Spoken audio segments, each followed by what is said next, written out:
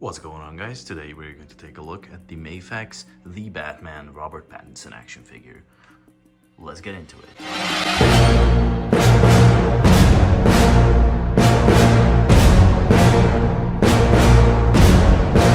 So here we have Mr. Pattinson here out on the table, and the video will be broken into two parts. First, I'm going to talk about the sculpting in detail, and in the second part, I'm going to talk about articulation and accessories. So, the first part, attention to detail, sculpting, and paintwork. Now, this is one of MAFEX's best figures, in my opinion. The Pattinson sculpt and paint job is immaculate. I really like that. They even painted the chipped paint on the bat symbol, which is absolutely amazing. And they painted these little orange ribbons on his arms and boots. So I really like that. I like when companies pay attention to these smaller details, unlike McFarlane, of course. The belt has a really nice gunmetal gray on it, and all the pouches are textured nicely and painted, of course.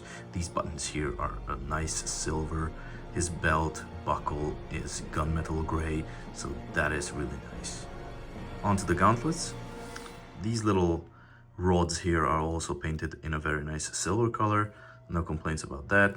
And overall, yeah, he just has a really nice amalgamation of texture and paintwork. I really appreciate that. They really did pay attention to everything with this guy, and you're gonna see that in the accessories department as well. The attention to detail is absolutely exceptional with this figure. So, paint job. First, the head sculpt. I think it's a really nice paint job that they did. He even has this little stubble here. The eyes are glossy, which adds realism to the figure. I really like that. His cowl looks exactly like it did in the movie, so no complaints there. They even painted his back, which is really nice, and these parts are painted black. And the texturing is also really nice. The sculpting, he has these zippers here. So the attention to detail is just absolutely amazing. Now, let's get into articulation, shall we? So his head is on a ball joint. He, of course, can't look up because of this collar piece, which is accurate to the movie. I have no complaints there.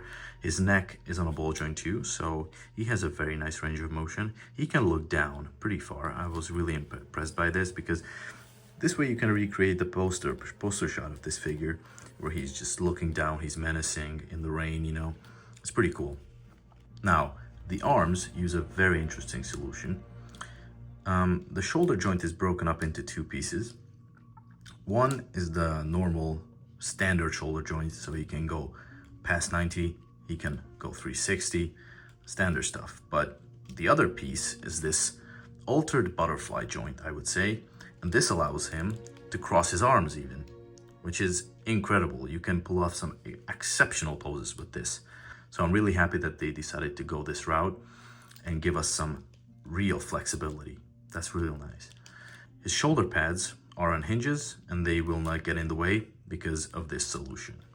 It's great. He has a double bend at the elbow and a standard wrist joint. It can rotate, it can hinge. You're gonna have no problems with that either. Now onto the chest piece. His chest is also on a ball joint, and it allows for some very nice range of motion. Of course, he can hunch forward, he can lean back. It's amazing. The torso piece is also on a ball joint, but it's a bit more limited. But if you combine the chest piece with the torso piece, you're gonna have no problems. Now, onto the leg articulation. He can't really do an amazing split, so that's the maximum he can go, but he has very nice thigh rotation. I really appreciate that. It is a bit weird, the solution that they chose here. So if you pose his legs to the side, there is gonna be a little extra piece here, but you can pose around that. It's not that big of a deal in my eyes.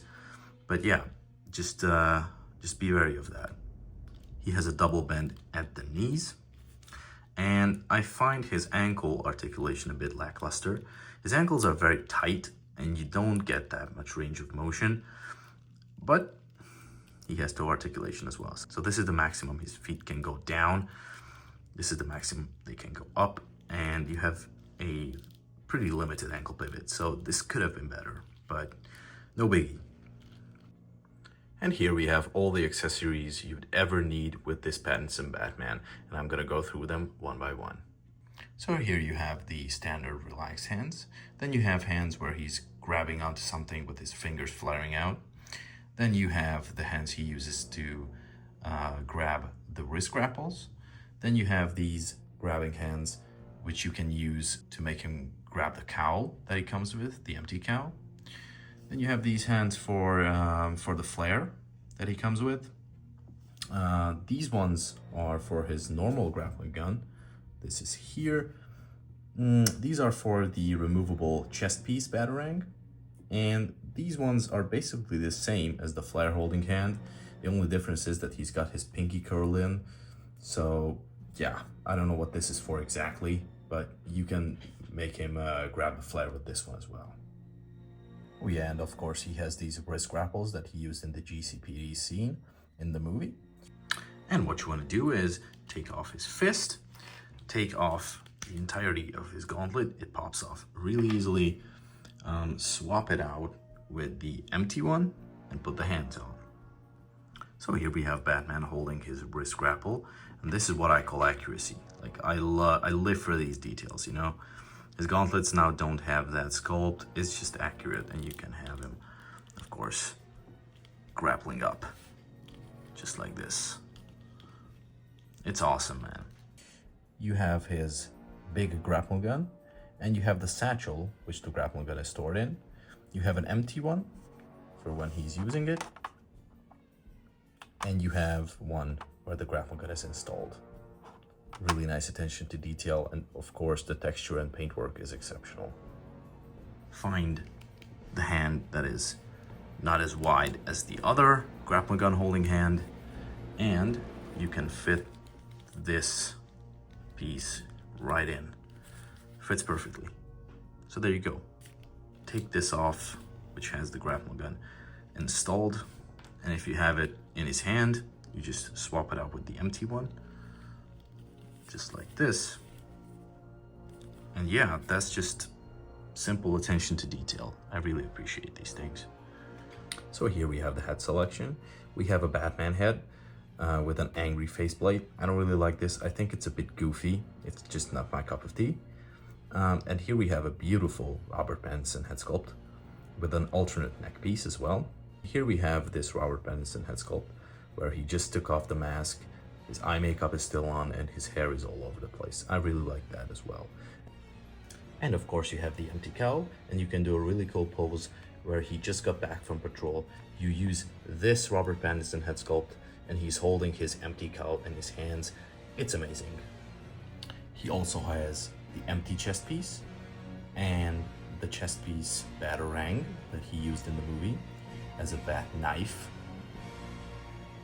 If you were wondering why there was a seam here at his chest plate, well, that's why.